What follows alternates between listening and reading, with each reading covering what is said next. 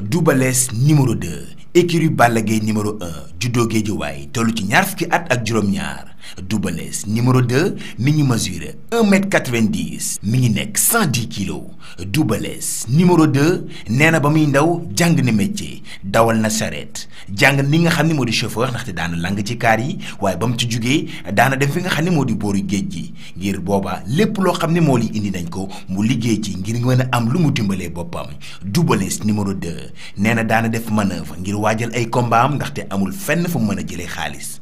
kii di Double Less numéro 2 nee na am na fukki combat ak juróom-benn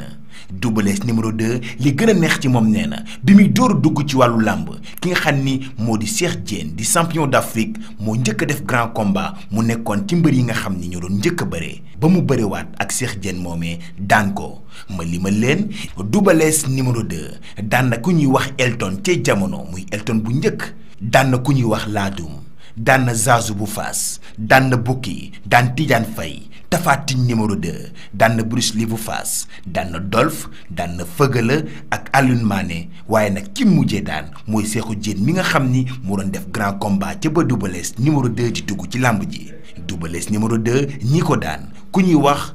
Gëm Ko ku ñuy wax Papa Sow ak Modou Lo ak ki nga xam ni moo di Malal Double Less numéro 2 nekk na ndaw bëgg lool boppam fonk entraînement am looloo waral RDV ànd ak équipe bu xam sa mbër seet si ko di ko ñaanal carrière bu ànd ak jàmm ak tawféex